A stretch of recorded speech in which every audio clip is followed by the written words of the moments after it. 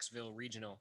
We're now joined by representatives from the University of Tennessee from left to right on your screen as head coach Tony Vitello and student athletes Liam Spence and Luc Lipcius. We're going to take questions one at a time using the raise your hand function. Please, no follow-up so that we can get to as many outlets as possible. And coaches, we're waiting on questions. If you'll start us off with an opening statement about today's game. Yeah, I thought today was a great team win.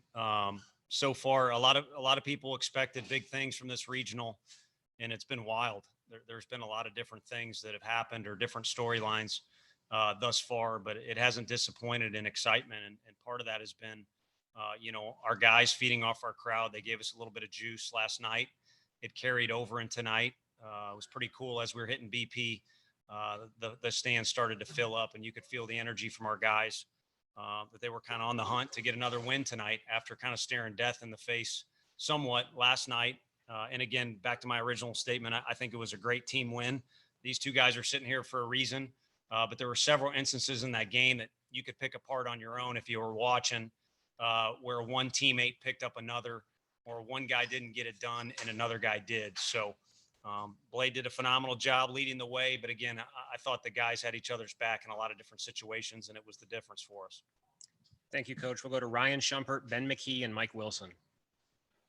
For Coach, just how challenging is it to bounce back so quickly from such an exciting win and major win last night, and just how impressive was your team's ability to jump on Liberty early today? No, it was a strong effort in that fashion. I think they've learned their lessons, and not that they ever did anything wrong in the past, but you got to navigate through the waters of, our league tournament games like we've done in Hoover, and then just emotional wins. I mean, we've had a lot of emotional wins and losses, and it's, again, I always say to the kids, I mean, if it's the first time you're doing something or a new set of circumstances, it's not like you can't do well if you approach it well. But it certainly helps when you've had all the practice we've had of extra inning games, bounce back games, quick turnaround games, difficult games, catch a bad break games, playing phenomenal opponents.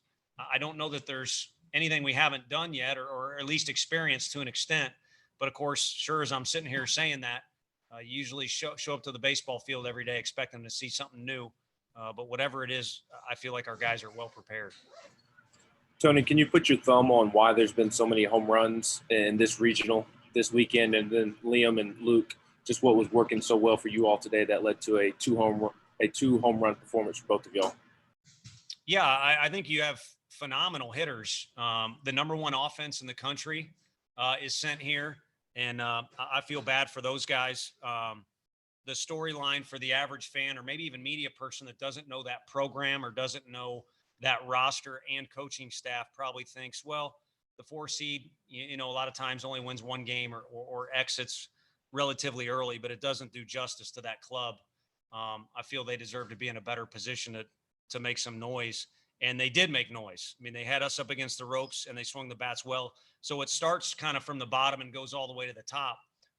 We feel like we've got one of those SEC lineups where 1 through 9, you don't get much breathing room, and we have a couple strong pinch hitters. And then the two teams in the middle are two teams that, have slugged it out already. Both have put up, double digits already in our park. So it starts with the talent. And then the easy addition to that is this late in the year. We see it when kids are on our field in the summer. Warm weather is here and the ball's carrying. And so you got kind of kerosene on the dynamite there, if that's even the right thing to say. Then we'll go to Luke on that one. I can't really pinpoint anything that was specifically working today. It's just a kind of a buildup, a culmination of what we've been doing in practice and our early work and all that. BP, you just kind of get good pitches to hit, swing at them, and barrel them. And on days like today and yesterday, they'll go out. And so Lindsay's been playing in our favor, and we'll try to keep it going. And Liam? Yeah, I'll build off Luke. Basically just 1 through 9, grinding out at bats and making the pitcher work and making him leave pitches over the plate where we could put good swings on. But it was a team effort with all of us being able to grind out at bats and making the pitcher throw as many pitches as he can and getting to leave some pitches over the plate. Go ahead, Mike. Yeah, Luke, a second ago, you pointed at the box score. I'm curious what jumped out at you from that. And then also, what's going so well for you at the plate lately? Is it just a matter of balls going over the fence, finding a hole when it wasn't early in the year, or is anything just going differently for you? Yeah, I was actually just pointing out the earned runs. There's a goose eggs there, but that's neither here nor there. But no, it's just kind of a confidence thing in me and the whole offense. You know, I know if I don't come through, that someone else will, and so you can really just relax in pressure situations, especially, and then tweaks here and there, and then everyone's rolling right now. And you know, it's a really good time for us to get hot. We're playing really good baseball, and it's just really exciting. Go to Wes Rucker, Christopher Heidel, and then Trey Wallace. Yeah, Tony, I guess could you speak to what you got out of Sewell there for the final 3 innings, and was there any reluctance at all to go to him in that spot? Because I'm sure you would like to have saved him for a potential start, but at that point, maybe not much choice. No, to be honest with you, you know, I probably owe my man Mabry a bit of an apology. And then 2, it just got real messy in that inning. It would have been a really difficult play to complete, but could have made a play to get out of that thing. You know, Blade is your guy stuff wise on our staff, and he was throwing the ball so well. So it was just kind of tricky how it all worked out. Then he goes 2-0 to a lefty, and we went with our gut to go left on left. So, you know, you try and do all the paperwork and be on your toes, but it kind of shows you how the game can speed up in a hurry when a couple things go wrong. And like Luke alluded to, if we just play catch a little better, I think we minimize the damage in that inning, despite me maybe needing to manage the situation a little bit better. But Camden and you know, Red were the 2 guys we envisioned finishing this game for us. Sean, at the very least, needed a day. Hunley, you know, where he was not on the available list because of his pitch count. So we expected that to happen. And I'd say, you know, maybe he threw 1 or 2 more innings, but he was really efficient in his, you know, pitch count, 35 pitches to get the job done. The kid picked up where he left off in Hoover. And, you know, kind of like Luke, I don't mean to speak for him, but I think Luke is just swinging the bat like Luke does. Like we saw all fall in spring training, and like some of his teammates, it took him a while to just relax and play baseball. But Camden Sewell and Luke are 2 guys that are just playing baseball, probably following the lead of the Aussie who's been doing it all year.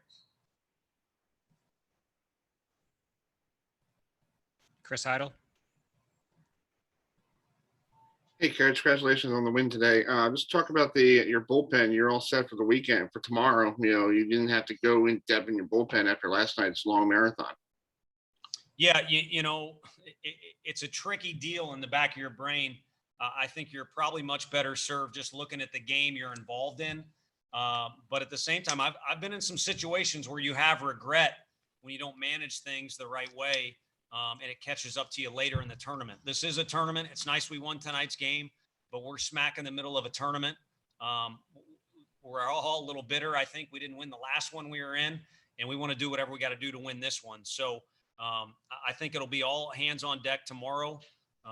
We haven't taxed our pitching, as you've said, but our offense has also done a nice job to help preserve that. So we're looking for all facets of the game to just do what they're capable of tomorrow. Whether it's playing defense, playing catch that way, or the pitchers that are available getting it done. And I have full confidence in our offense as well. Hey, Tony, only leaving 5 runners on base tonight. What did you think of the way that your team was seeing pitches tonight, getting bat to ball, especially in that 3rd inning? How would you rate them overall this evening?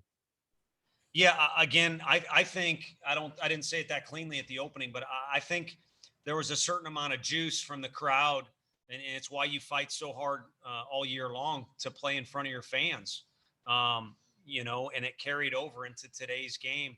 But also the guys, I think, you know, kind of like our first game in Hoover, there was some hesitancy. Even though we played well last night, there were moments of a little extra tension or hesitancy or feeling the whole deal out a little bit. And I think with last night's win, it kind of gave the team permission to just show up and play ball. And all those things were in our favor. And it's a pretty talented group. So when those things are right with the mental side of everything and the skill set we have with these 2 guys and others, it's a good combination. And then the fact that's going on at home makes it even better. So when you go up against a well-coached team, you get some results like you're mentioning. Last two for Tennessee go to Troy and then Jake Nichols. Liam, Tony alluded to it a little earlier, but I'm wondering what is the biggest thing y'all learned from those big moments against Vanderbilt and Arkansas that were followed by losses, and kind of the ability to turn that around today and win the way y'all did? I think it kind of educates you on where to invest your energy and your calories. And these two guys are young. I think I can keep up with them energy wise, but for the most part, they've got great energy at all times physically, but mentally you kind of, you got to be careful about where you're putting your energy, whether it be social media or getting too fired up, or, in Hoover, watching every single game, judging what's going on. You kind of learn what's important and what's not. And when it goes awry or doesn't go the way you want, I think these guys have learned to rally around each other, which they've done all year long, but it's kind of gotten more and more efficient as we've gone on through the year. And it's incredibly helpful this time of year because it's a little bit of cutthroat baseball against great competition.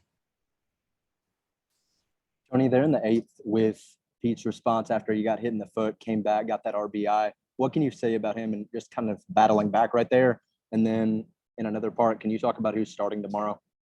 Sure. We'll get together as a staff and decide whether we want to make the decision regardless of who wins that first game or kind of play that out.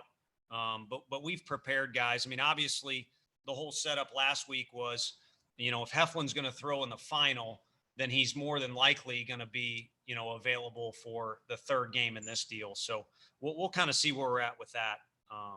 What was the first part of the question? Sorry. Talking about with Pete Durkee with his AB. Yeah, no. Coming Hey, back. Pete, our second year here. Yeah, I appreciate you reminding me. Our second year here, Pete was injured almost the whole last third of the year, and he just battled through it. And he had a hand injury that was very difficult to deal with. The kid's tough. He loves the Vols probably more than anybody that I get to be around every day. And I think that moment allowed him to actually kind of catch his breath a little bit and kind of tame that swing down. When he's just swinging naturally with his bat, earmuffs, you two guys, he might be the best bat handler on our team. And that's why he's in that spot. And it's why he's had so much success for his entire career here for us.